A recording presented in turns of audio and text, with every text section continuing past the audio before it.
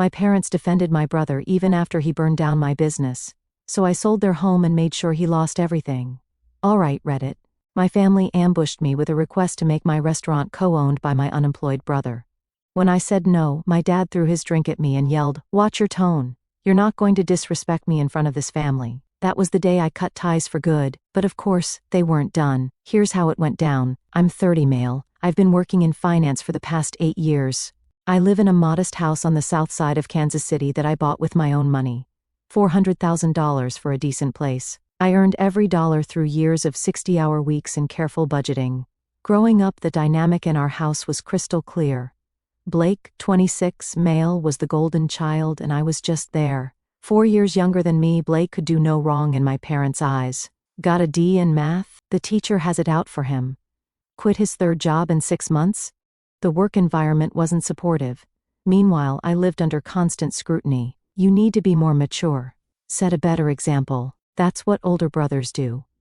I heard that so much I could recite it in my sleep. The thing is, I didn't get used to it because it felt okay. I got used to it because I learned early on that the less I expected from my parents, the less disappointed I'd be. It was survival. My high school years were particularly rough. While Blake was showered with praise for making JV basketball, my parents skipped my academic decathlon state finals where I placed second. Someone had to take Blake to his game, was the explanation I got when I came home with the silver medal. The medal ended up in my desk drawer, never mentioned again. For college, I worked 2 jobs to pay my own tuition at Missouri State, while Blake got a free ride to Mizzou courtesy of my parents. They even bought him a new Civic as a graduation gift. Me? I got a firm handshake and a "we expect great things from you" speech. Only one person in that house ever made me feel seen: my grandfather. He wasn't affectionate or emotional, but he showed love in ways that mattered. Whenever I visited, there'd be a cup of black coffee waiting for me. "A kid like you doesn't need sweets. You need to stay sharp," he'd say. When my computer died during my first job and I couldn't afford to replace it, a small amount of money appeared in my account the next day. When I called to thank him, he just said, "It's from my savings." Not much, but enough so you don't have to struggle alone. He never made it a big deal, never mentioned it again, but I never forgot it. My grandfather was a World War II vet who worked as a machinist for 40 years, hard as nails, but fair. He taught me to change my own oil, fix a leaky faucet, and invest wisely. "Don't ever rely on anyone else to build your life," he'd tell me while we worked on his ancient Chevy in the garage.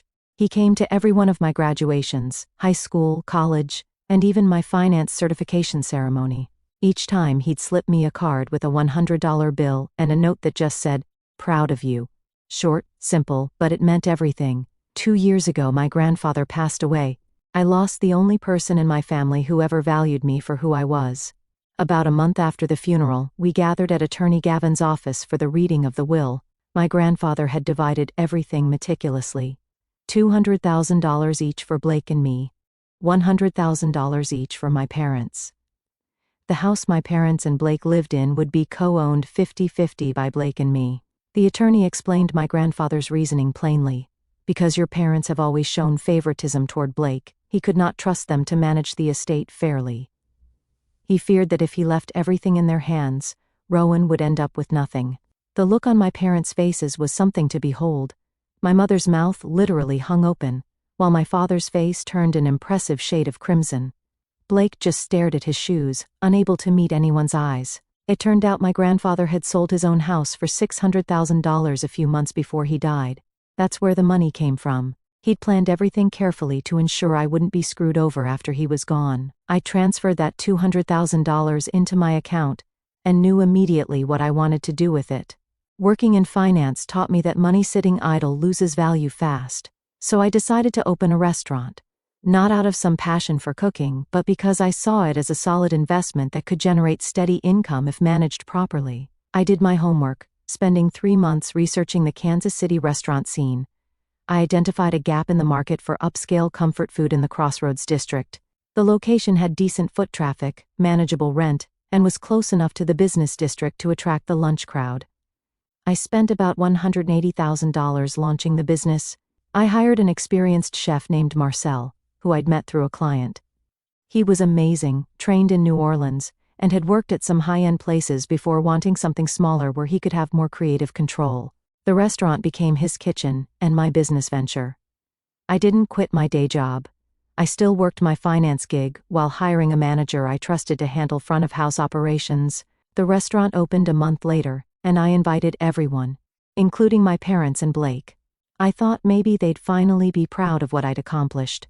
The place was already getting positive reviews locally, and we were booked solid for the first 2 weekends.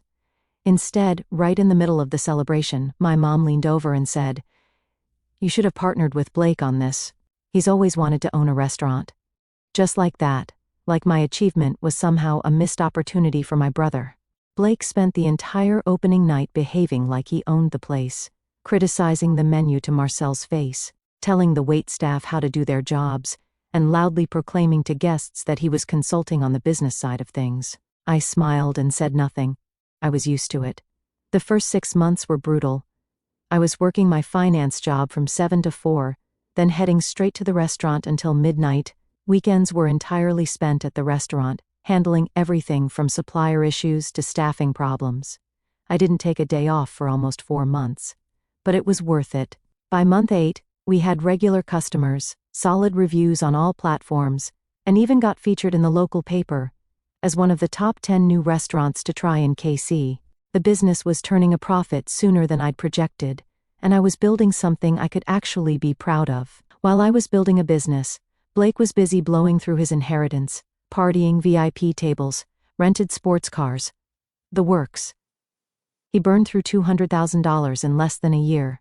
I found out through friends and social media posts, pictures of him popping bottles at clubs, captions bragging about the high life.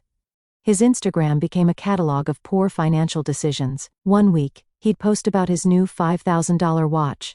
The next, it was a weekend trip to Vegas where he crushed the tables. The week after that, he was posing in front of a rented Lamborghini, pretending it was his. What made it worse was discovering that he'd been telling everyone the restaurant was a family business. He even brought potential business partners to dinner and introduced himself as the owner. Marcel told me about it later, said Blake had handed out his personal card to suppliers, claiming he handled all the purchasing decisions. One night, my bar manager pulled me aside and showed me a credit card receipt with a $700 tab that Blake had tried to comp as owner expenses. When confronted, Blake just shrugged and said, "What's the big deal? We're family, the money all stays in the same pot." Then he got his girlfriend pregnant. The girl, Camila, apparently thought Blake was some successful business owner. That's what he told her. Reality hit her hard when she realized he was unemployed and broke. But that didn't stop Blake from his entitled behavior. If anything, the pregnancy made him more desperate to get his hands on my business. That's when the real family drama started, with me somehow at the center of it. About a year ago, my mom called me on a Saturday morning, asking me to come over for an important family gathering. When I arrived, the house was packed with about 20 relatives, mostly from my mom's side. The setup was obvious. They were staging an intervention, but not the kind you'd expect. The living room had been rearranged to face the sofa, where 2 empty seats waited, one for me presumably, and one next to my mother. The rest of the family sat in a semicircle, like some kind of tribunal. My father stood by the fireplace, arms crossed, watching me with that same disapproving stare I'd grown up with. Among the familiar faces, I noticed 2 unfamiliar guys sitting on either side of Blake, his best friend Troy, a guy with a shaved head and sleeve tattoos who'd been in and out of jail for petty theft, and my cousin Jake, who I hadn't seen in years. Apparently, he'd been crashing at my parents' place for months. 10 minutes, and my mom stood up and announced that Camila was 3 months pregnant. They were planning a wedding for next month. Everyone applauded while I muttered a quick congratulations to Blake. The fake smiles around the room told me what was coming before my mother even said it. Aunt Debbie kept glancing between Blake and me with this expectant look. Uncle Tim was nervously checking his watch. My cousin Karen, who I hadn't seen in 3 years, suddenly looked deeply invested in family affairs. But my mom wasn't done. She stood again, this time turning directly to me. "Our family is about to welcome a new member. Blake and Camila are starting a new journey. But I understand that beginning a family isn't easy, especially since Blake still doesn't have a stable job." Then she looked me straight in the eye and dropped the bomb. "Rowan, I know you've worked hard. I'm truly proud of everything you've accomplished. But today, I want you to think bigger. Think about your brother. Think about the child you're about to have in your life. And there it was. I think you should make Blake a co-owner of your restaurant. After all, he needs a steady income, and family businesses should stay in the family. He deserves an equal share without having to put in any money. I could hear relatives nodding in agreement. One even said, loud enough for everyone to hear, "That's right. Rowan's the older brother. He should take care of his own." The room felt like it was closing in. They weren't just waiting for my answer, they expected me to say yes, like it was already decided. I sat there for a full minute, staring at my glass. Then I looked up at my mother and said, "Are you serious? That restaurant is something I built with everything I had. I put $180,000 into it. I work 80-hour weeks managing it. And now you're telling me I should just hand over half to Blake for nothing? I'm never going to agree to that." She fired back immediately, her voice dripping with entitlement. "Rowan, your brother is unemployed and about to become a father. We're family. It wouldn't even affect you to share. You're being completely selfish. Can you let your nephew be born without anyone caring for him?" I stood up, not caring about the relatives watching. "Then, where's the $200,000 he inherited from Grandpa?" Blake jumped in with a rehearsed answer, his voice slick with practiced innocence. "I invested it with a friend, but the deal fell through, and I lost everything." I couldn't help but laugh. "You're lying. You spent it all partying for the past year. Don't think I didn't know. Should I show everyone the pictures of you throwing money around at strip clubs or the receipts from the 3 motorcycles you bought and crashed?" Blake immediately lowered his head, but not before I caught the flash of hatred in his eyes. Troy leaned over and whispered something to him while glaring at me. Before anyone could cut in, I turned to my parents. "I'm not making him co-owner of my restaurant. I built that business through my own hard work while he was busy pissing away his inheritance. If you want it badly, give me $200,000 for his half. I'll make him a partner. You can do whatever you want, give it to Blake, give it to his kid, I don't care." That's when my father jumped up, grabbed his drink and threw it in my face. "Watch your tone. I'm still your father, and you're not going to disrespect me in front of this family." The room went dead silent. Aunt Debbie gasped. Karen covered her mouth.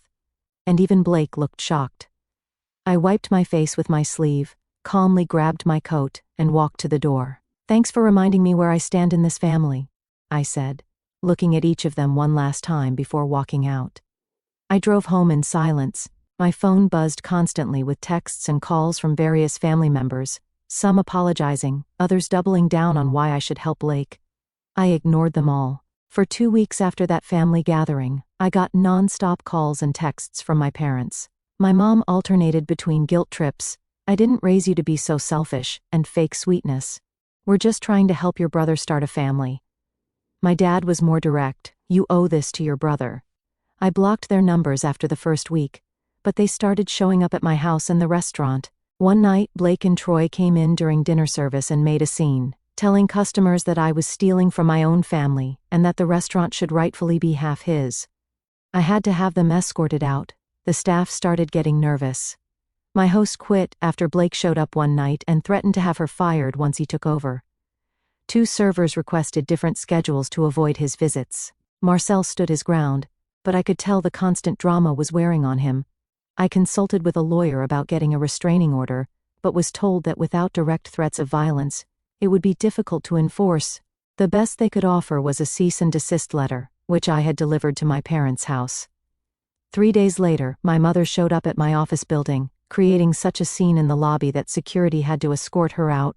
My boss called me in that afternoon to express concerns about personal issues affecting my professional environment. I assured him it wouldn't happen again, but I could tell my reputation had taken a hit. About a week before the fire, things escalated. I was doing inventory in the back office when Marcel burst in. Blake's out front arguing with the hostess. He's demanding to be seated at a reserved table. I headed out and found Blake, high as a kite, getting in the face of our 22-year-old hostess. "Get out," I said. "You're not welcome here anymore." "Screw you," he slurred. "This should be my place. Dad was right about you. You've always been a selfish piece of trash." I kept my voice level. "You need to leave now, or I'm calling the cops." That's when he lunged at me. We crashed into a table, sending glasses and plates shattering across the floor. Customers scrambled away as we struggled. Blake was high but still managed to land a solid punch to my jaw. I wrestled him to the floor, pinning his arms. "You think you're better than me?" he spat. "You always have. But I'll show you. You'll see what happens when you mess with me." Security pulled us apart. As they dragged him out, Blake shouted, "If I can't have it, you won't either. You hear me?" I filed a police report that night, documenting the assault and the threat. The officers took statements from witnesses but explained that without more evidence of an actual plan to commit arson, they could only charge him with simple assault and trespassing. Blake was released on bail the next morning. Things went quiet after that. A full week passed with no sign of Blake, no calls, no threats, no appearances. I started to think maybe he'd backed off after seeing the police report. Maybe he'd finally realized he couldn't intimidate me into giving him what he wanted. I should have known better. The restaurant suffered immediate consequences. Several reservations canceled after hearing about the fight. Yelp reviews mentioning the uncomfortable family drama started appearing. I had to hire a security guard to stand at the entrance during business hours, an expense I hadn't budgeted for. 9 days later, at around 2 a.m., I got a frantic call from Marcel. "The restaurant's on fire. I just got a call from the security company. The fire department is there now." I threw on clothes and raced across town, running every red light. From 3 blocks away, I could see the orange glow against the night sky. By the time I reached the scene, the street was blocked off with fire trucks, their lights flashing across the faces of gathered onlookers. I rushed over to find my restaurant engulfed in flames. The firefighters were doing their best, but it was clear the damage would be extensive. I stood there watching everything I'd built burn to the ground. The fire chief approached me as dawn broke. "We've got it contained, but I'm sorry to say there's not much left inside." Any idea how it might have started? I told him about Blake's threat, the police report. "I can't prove it was him," I said, "but I know it was." The next morning, I gave a statement to the police and the fire investigators, mentioning my suspicions, including Blake's threat and the fight at the restaurant. The detective assigned to the case, a woman named Detective Reynolds, took detailed notes about the recent family conflict. "We'll investigate thoroughly," she said, "but arson cases are complex and can take several months to build. We need to establish not just that it was arson, but who did it beyond a reasonable doubt." After leaving the police station, I called Blake. He picked up on the third ring. "Hey bro, what's up?" His voice was casual, like we were just catching up. "You know exactly what's up." "No idea what you're talking about." I could practically hear the smirk through the phone. "The restaurant burned down last night." A pause. "That's terrible. Insurance cover it?" "Cut the crap, Blake. I was home all night." "Ask Troy." He crashed on my couch. Another pause. "Maybe it was electrical. Those old buildings, you know. Wiring goes bad. You're going to regret this." He chuckled. "Regret what? Being home asleep while your investment went up in smoke? Good luck proving otherwise." I hung up, knowing 2 things. He definitely did it, and he thought he was untouchable. That would be his mistake.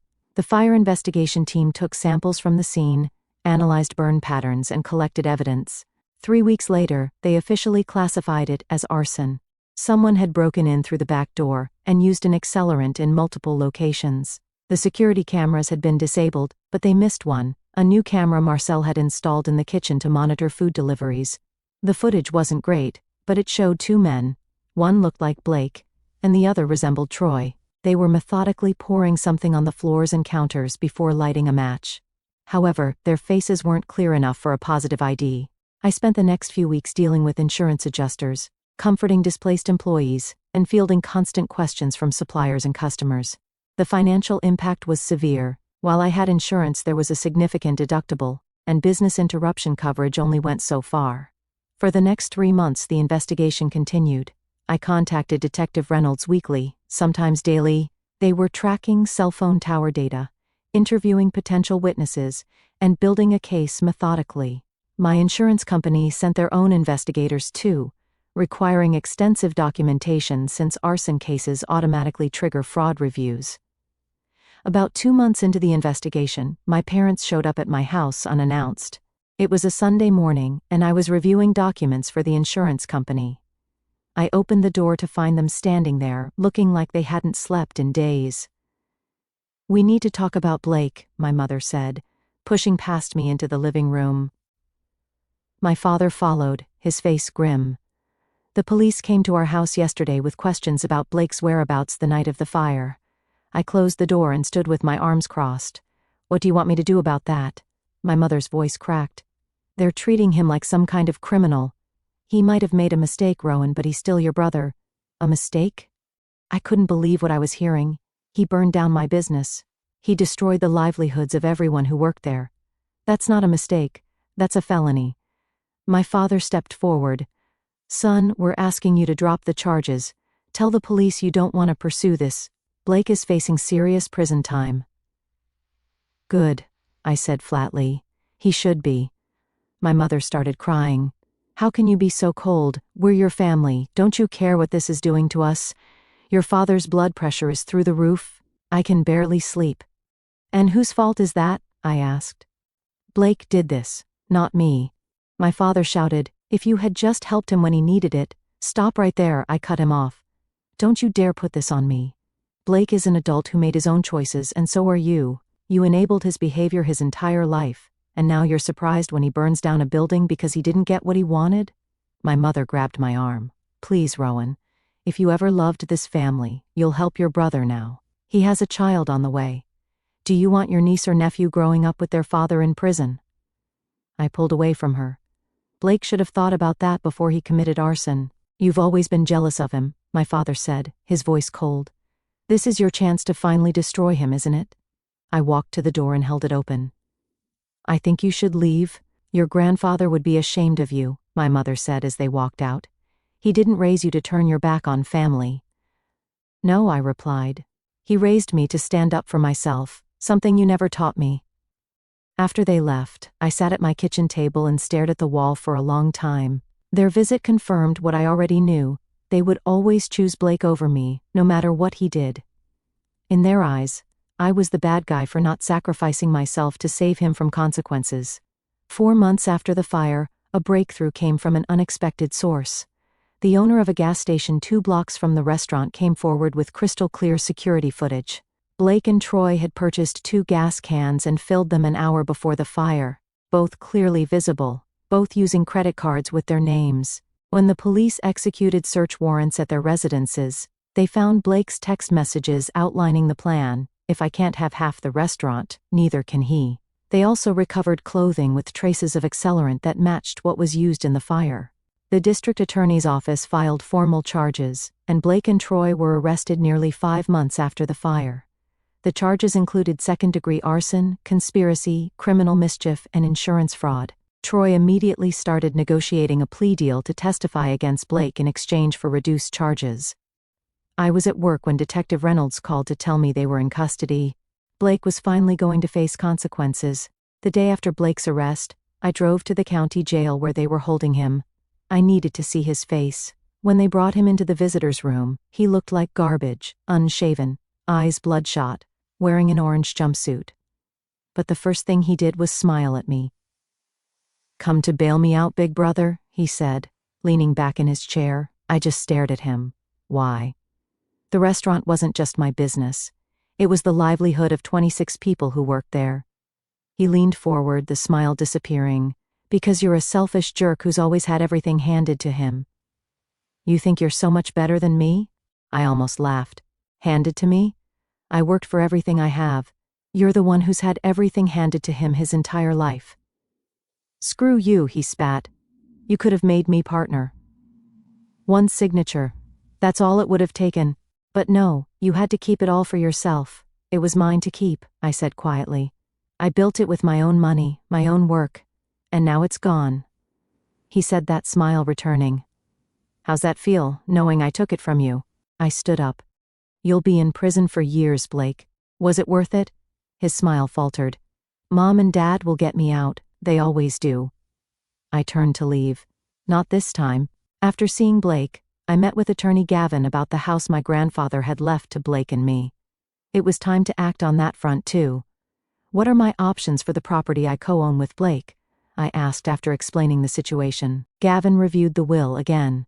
"Since you and Blake co-own the property, you have the right to force a partition sale. Given Blake's current legal troubles, this is an opportune time. Your parents have no legal claim to remain there if both owners want to sell." "And how quickly can we move on this?" I asked, already knowing my decision. "I can file the petition today," Gavin said. Given the circumstances, we could potentially expedite the process. Your parents will likely contest it, but with Blake's legal situation, they don't have much ground to stand on. Do it, I said. And the criminal case? That's handled by the district attorney's office, Gavin explained. As the victim, you'll be asked to provide testimony and evidence, but the state is prosecuting the case. My advice is to fully cooperate with the prosecutors. Make sure they understand the impact this crime had on you and your employees. Over the next several months, I did exactly that. I provided the prosecutors with everything they needed: financial records showing my investment in the restaurant, employee payroll information to demonstrate the livelihoods affected, and detailed accounts of Blake's threats and previous behavior. I even created a comprehensive timeline of events leading up to the fire, including screenshots of Blake's social media posts, showing his spending sprees, records of his disruptions at the restaurant, and witness statements from employees he'd harassed. Meanwhile, the wheels of justice turned slowly. Blake's case wouldn't go to trial for nearly a year. His attorney filed motion after motion for delays, claiming they needed more time to prepare his defense. The district attorney warned me this was standard procedure, especially in cases where the evidence was overwhelming. During this time, I focused on rebuilding. The insurance claim process dragged on for 8 months as they investigated every aspect of the fire to ensure I wasn't involved. Standard procedure, they said, but incredibly frustrating when you're the victim. I had to provide years of financial records, undergo multiple interviews, and navigate endless paperwork. As for the house, the partition action took 4 months to work through the courts. My parents fought it, of course, claiming hardship and trying to delay, but the judge ultimately ruled in my favor. The house had to be sold, and the proceeds split between Blake and me. Given Blake's incarceration, his share went into a trust managed by the court until the criminal case concluded. My parents were forced to move out of the house they'd lived in for decades, the house where I'd grown up feeling like a second-class citizen. They had to downsize significantly. I felt no satisfaction seeing the moving trucks, just a strange sense of closure. The house sold 5 months after the fire for $500,000. My half, $250,000, was released to me immediately. Blake's half remained in escrow, pending the outcome of his case as potential restitution for the arson damages. Throughout this period, Camila had the baby, a boy they named Tyler. I never met him. My parents sent me pictures with passive-aggressive captions, like "your nephew you refuse to acknowledge and family you're turning your back on." I deleted them all without responding. The financial aftermath of the fire was brutal. While waiting for the insurance payout, I had to dip into my savings to help some of my employees who were struggling. Marcel turned down offers from other restaurants, staying loyal as we planned our comeback. I promised him a stake in the new place when we rebuilt. Finally, 11 months after the fire, Blake's trial date arrived. By then, Troy had already accepted a plea deal for 3 years in exchange for his testimony. The trial itself was surprisingly brief, just 4 days. The evidence was overwhelming: the security footage, the gas station receipts, the text messages, Troy's testimony, and the forensic evidence from the fire scene. I testified on the second day, recounting the family gathering, Blake's threats, and the fight at the restaurant.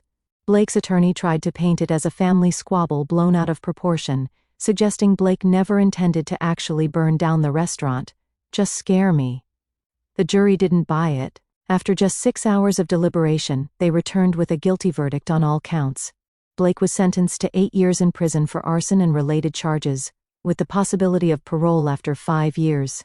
The judge also ordered him to pay restitution for damages not covered by insurance, approximately $150,000, which would come from his share of the house proceeds. As the bailiff led Blake away, he looked back at me with pure hatred. My parents sat in the row behind him, my mother sobbing into her hands, my father staring straight ahead with a blank expression. They didn't acknowledge me at all. The day after the sentencing, I got a text from my mother asking me to meet. I agreed. When I arrived, they were already seated at a corner table. My mother's eyes were red and swollen. My father looked like he'd aged 10 years. "You got what you wanted," my father said as soon as I sat down. "Are you happy now?" I didn't take the bait. I didn't want any of this. "Blake made his choices 8 years," my mother whispered, her voice breaking.